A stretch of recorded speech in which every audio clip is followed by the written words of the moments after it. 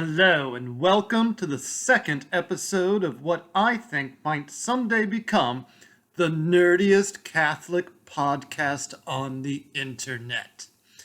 We bring together three different things into one podcast: the Sunday Gospel, the commentaries and insights of St. Thomas Aquinas, and third, we do it in Latin. Well, we don't do all of it in Latin. In fact, I'm not doing anything in Latin right now. I'm doing it in English. But we do some of it in Latin. Well, I don't know how much more of a nerdy Catholic podcast you can get than that. Well, let's go at it. Let's look at the 32nd Sunday in Ordinary Time. Today is November 5th. I thought we'd start today by looking at the entrance antiphon in Latin. We don't get to use these entrance antiphons as often as I would like at Sunday liturgy. I personally would prefer that we have the entrance antiphon over some of those sappy hymns that I'm subjected to out here in Southern California. But hey, if sappy hymns are your thing, well, it doesn't hurt to at least look at the line from the psalm that we can also start Mass with.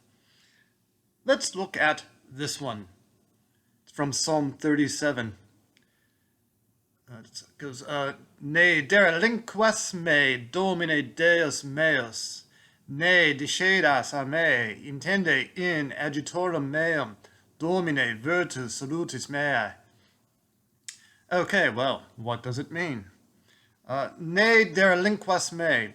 The first thing to notice is we've got these two nays. Often when you get two nays, ne derelinquas, a moment later, ne discedas, you're going to be thinking about neither nor type constructions. Something about not this nor that. Derelinquas me, that's that S at the end, that's the second person. Don't you do this. Do not abandon me. Lord my God, Domine Deus meus, Lord my God. Do not abandon me, nor ne discedas a me. Discedas, to depart from. So, neither abandon me, Lord my God, nor depart from me. Intende in adjutorum meum. This is a construction you see quite a bit in the Psalms. If you take up reciting the Liturgy of the Hours in Latin, and that's a wonderful way to learn Latin, by the way. That's how I started getting good at Latin, saying the daily liturgy in Latin. But you will often see this construction in the Psalms, this intende in adjutorum meum. And the English Psalter often translates it, hasten to my help. And that's not bad. That's fine. I did decide before starting this recording to look up intendo, the verb, in my classical Latin dictionary to see what it said. Intendo is something like stretching, straining. So stretch to my help, Lord. Strain to help me. Hasten to help me, I think, is a fine translation. Hasten to my help, Domine, Lord, virtus salutis mei. Okay, Lord, virtus salutis mei. This is interesting. This is really something like strength of my salvation. Salutis mei is a genitive, an of phrase. Virtus in classical Latin often meant something like manliness or courage. By the time we get to it in ecclesial Latin, it'll often mean something like power or strength. So hasten to my help, Lord, the strength of my salvation, Lord, the power of my salvation. So that's the entrance antiphon for today. I also thought it would be nice, and we have some fairly easy Latin in the Alleluia, right before the Gospel. Let's look at it here. Okay, so here's how it appeared on the iBreviary website, which is a nice website. It's one that I donate to when I have extra cash. But the way they had it, they had unus est pater vester, qui in cadis est, et magister vester unus est Christus. Okay, well, the first part is no problem. Unus est pater vester. One is your father. Okay. You could even translate it here. There is one who is your father.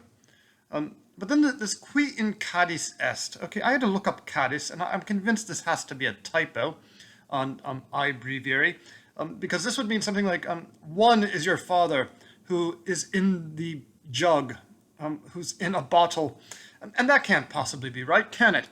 So let's look at. I looked up on another website, the Universalist website, and it actually had something completely different. Unus est pater vester caelestis. Oh, okay. I can work with that. One is your father, and it's heavenly. One is your father, who is in heaven. I think it was probably supposed to be something like qui in caelis est.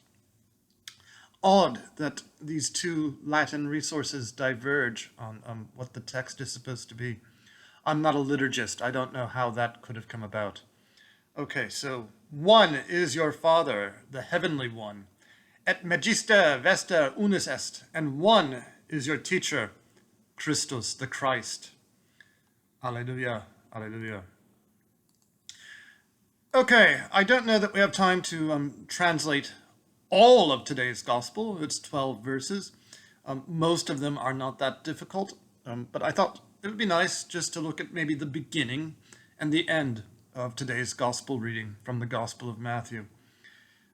Remember, last week, Christ confronted the Pharisees. We could take a look briefly here to just remind ourselves exactly how that went here.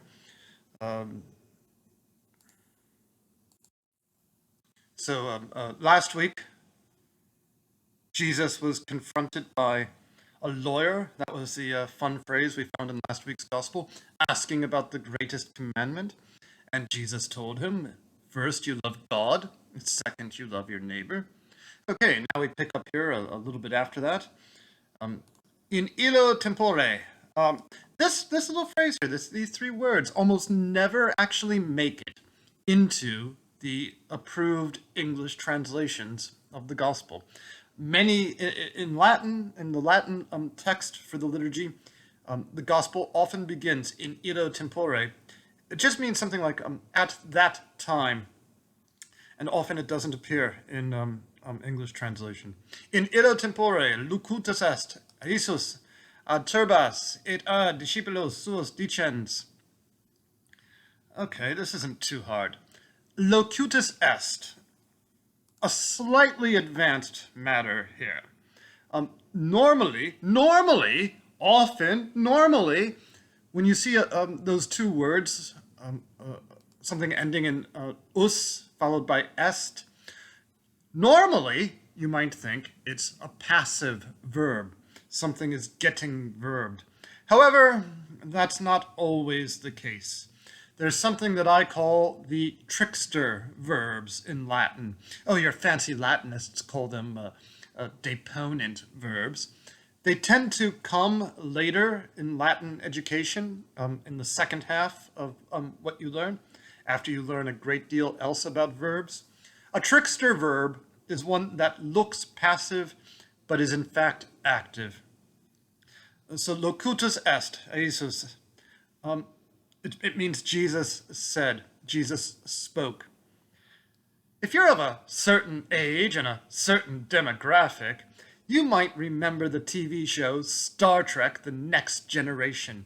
And you might remember the two-part episode that TV Guide ranked as one of the best TV shows of all time of any genre, the one where Captain Picard was captured by the Borg and renamed Locutus. Why did they call him Locutus? Because he became the speaker. He became the voice of the Borg.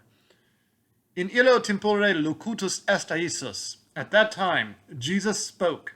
Jesus said, ad turbas et ad discipulos suos dicens.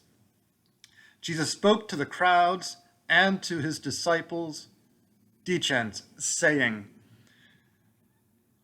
Aquinas' commentary, by the way, I don't have the Latin for this part, but in Aquinas' commentary, he makes something of a big deal out of the fact that Jesus here speaks to turbas et discípulos, crowds and disciples. Aquinas points out that when Jesus wants to speak to his disciples, he usually just tells them the truths about the kingdom of God. And when Jesus wants to speak to the crowds, he has to speak in parables because they're not ready yet to hear the lofty truths. Aquinas actually calls them the high sayings of Jesus. And here, Jesus speaks to both the crowds and his disciples. And Aquinas points out that if Jesus is doing this, you know it has something to do with the importance of our salvation. Super cathedram Moses sederant scribae et Pharisaei omnia ergo quacumque dixerent vobis fecite et servate secundum opera vero erorum nullite facere dicunt enum et non faciunt.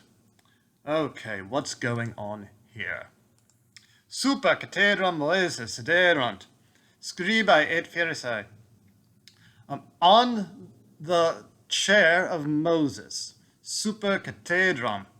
We get cathedral from the chair, the important chair that's supposed to be there. Upon the chair of Moses, the scribes and Pharisees sit. Sederunt. See that runt ending there? That's the third person plural. They sit. Who are they? Scribae et Pharisee. Omnia ergo quacumque dixerent vobis. All, therefore, whatsoever they say to you.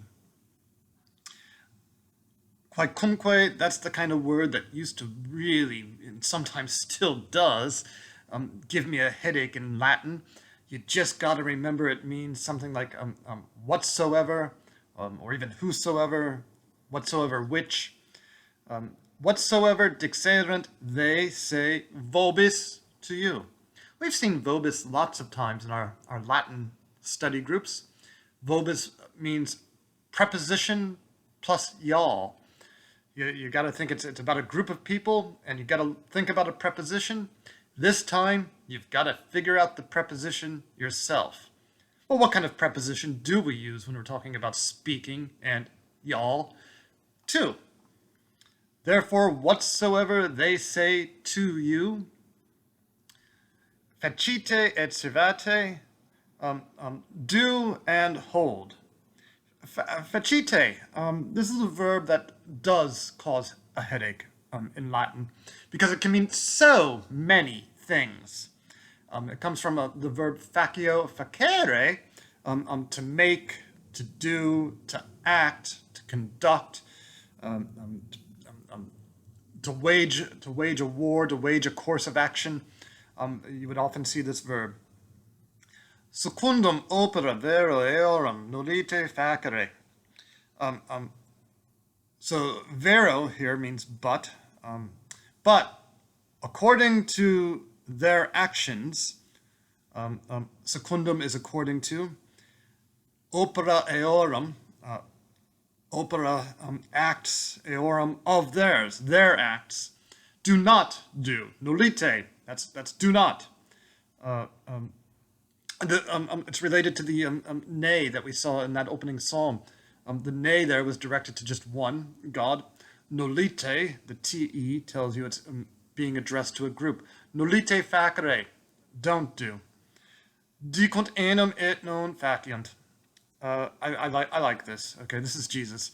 Dicunt enum et non faciunt. Jesus did not speak Latin, of course, but this just means for, enum is for they speak and they act not. For they talk, but they do not perform. There's a lot of ways you could actually translate these 5 words. The most straightforward, dicunt, they speak. Enum, dicunt enum, for they speak.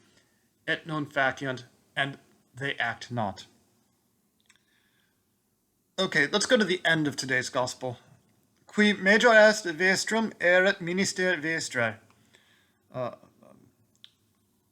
Qui is who, is whoever was better here, who is great among you, erit minister vestre, will be your minister, your servant.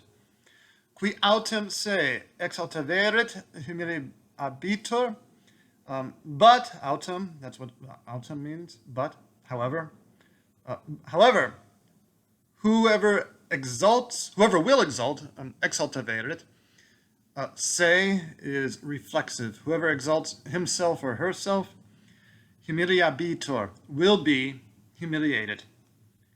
Et qui, and who, se humiliaverit. I bet you can figure this out just from looking at what the previous parts were. Notice how we've just switched around the endings on the verbs here. It was exaltaverit, humiliabitur, and now it's humiliaverit, exaltabitur. Right? Same two verbs, just switch the endings around. And say is still himself or herself. Whoever will exalt himself, herself, will be humiliated, and whoever humiliates or lowers himself, herself, will be exalted. Hey, okay, that's the gospel for today.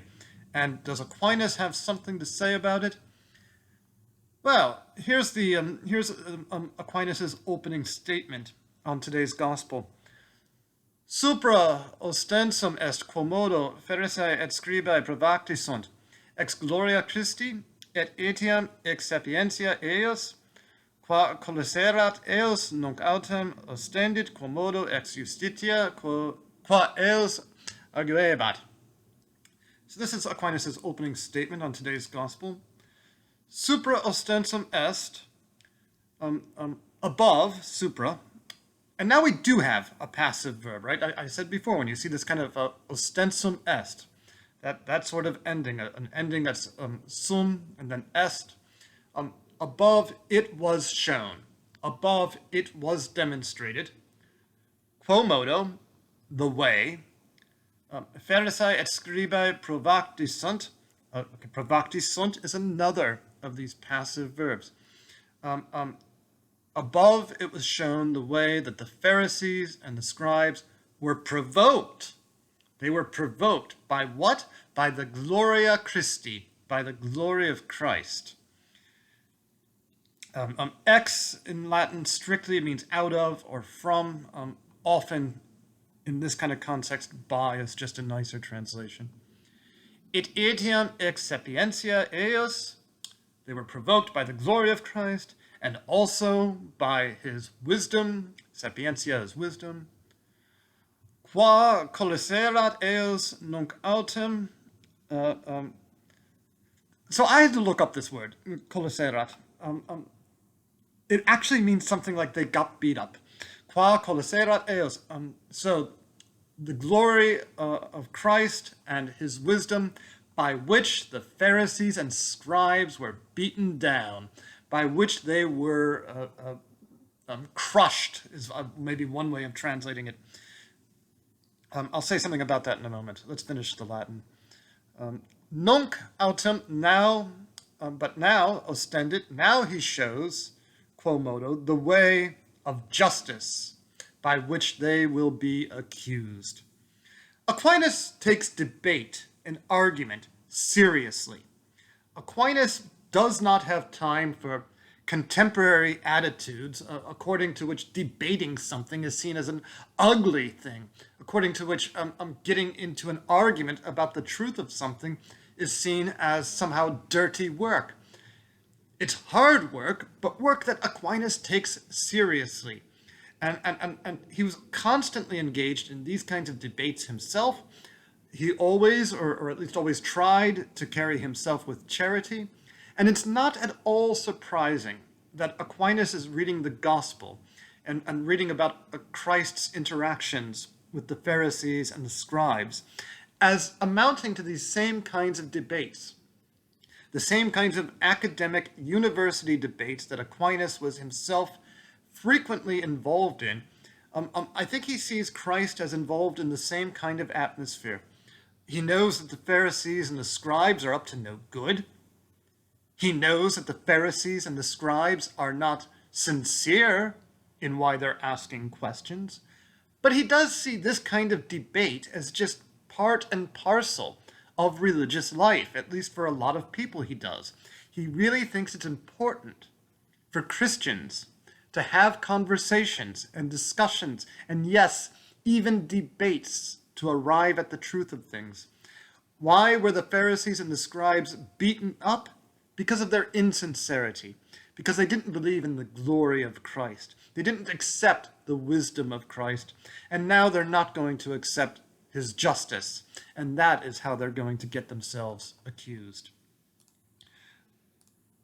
Okay, moving on a bit towards what Aquinas has to say at the end of his commentary on today's gospel. Ita dixerat nolite vocare rabe, unde dicerant ei. Okay, and then since it says that none are to be called rabbi, hence you could ask him. They could ask him. They might ask him, dicerent. Since he just said none should be called rabbi, vis quod non sit praelatio intera. They could ask him, Aquinas is saying. They could ask him, do you wish, vis, that's a hard verb to remember sometimes, vis quod non sit praelatio intera. Do you want, O Lord, that there should be no prelates on earth? Jesus, is it your will, is it your desire that we have no clergy, that we have no bishops, that we have no pastors, that we have no ministers? And then he imagines how Jesus would answer that. Dicit Dominus. The Lord says, hoc non volo. I don't want that. Sed volo quod qui major est vestrum sit minister. But I want, volo here is related to vis above. Volo is I want, vis is you want. That's why it's a hard verb to remember. So hoc non volo. I don't want that. I don't want this. Sed volo, but I want that. Whoever is great among you, sit, that's a subjunctive verb, to be your minister. Id est non se existimet ut superiorum. But not in order that they should be your superior. And then he quotes St. Paul from the Corinthians, nos autem servos vestros per eisum. But we serve you through Christ. So Aquinas goes into quite a bit more detail about some of this in a different text from his commentary on Matthew. In Aquinas' Summa Theologiae, his masterpiece, if you will, he has a long sort of mini treatise, despite its length. It's a mini treatise compared to the Summa as a whole, about the morality of bishops. Now notice here, Aquinas thinks it's quite reasonable to ask this question. Given what the Lord just said, does that mean there should be no bishops? Aquinas is an open-minded guy. Aquinas does not take questions off the table. Aquinas thinks that if you read this gospel passage seriously and consistently, that is a natural question to ask. Lord, given what you've just said, why should we have bishops? In the Summa Theologiae, Aquinas asks the following question. Is it a sin for someone to want to be a bishop? And I'll tell you what Aquinas says about that. I don't have the Latin for this. We'll just get through it here. Aquinas says that there's three possible things somebody might want in desiring to be a bishop. One is you might want to do what the bishop does, namely, help people get to heaven, namely, to, quote, feed my sheep, as Jesus said. The second thing is you might want the authority of a bishop. You might like being in charge. Third, Aquinas says, maybe you like the honor. Maybe you like the fact that people tend to respect bishops. People tend to treat bishops a little bit better than how they treat other people. At least many Catholics do. So Given those three things, Aquinas says, well, the third is right out. Just look at today's gospel. They love the first place at feasts and the chairs and the synagogues and the salutations in the marketplace. They love when people call them rabbi. That's not what Jesus wants, and he doesn't want you to want it either. He doesn't want you to want the honors that come with being a bishop. Nor should you want the authority. That would be presumptuous. It would be presumptuous to think that you, of all people, somehow just magically deserve authority. If you're able to be a good bishop, that's a gift from God, and you should simply thank God for it. Then, what about the good work that bishops do? The feeding of sheep, the helping of people getting to heaven. Yeah, Aquinas thinks everybody should desire that, at least in some way or other. There's nothing wrong with wanting to get people to heaven. There's nothing wrong with, if you're going to be a bishop, wanting that aspect of the job. But, he goes on to say, you got to be careful here. You've got to be careful about wanting that. You've got to be careful about making sure that you're actually able to do it. You've got to make sure that that's actually what you want. He really thinks that if you start desiring these higher offices, you're kind of playing with fire. Well, that's Aquinas on this week's gospel. I hope that you've gotten something out of it. I know I have. And I hope that my rambling in Latin hasn't been a total waste of your time. I think it's just good for all of us Catholics to hear some Latin now and then. It's good for all of us Catholics to think a bit about the common language that's run through the veins of our church in so many different ways and so many different times. Okay, I'll see you next week. Bye now. Velete. Oh, don't forget, I like money too.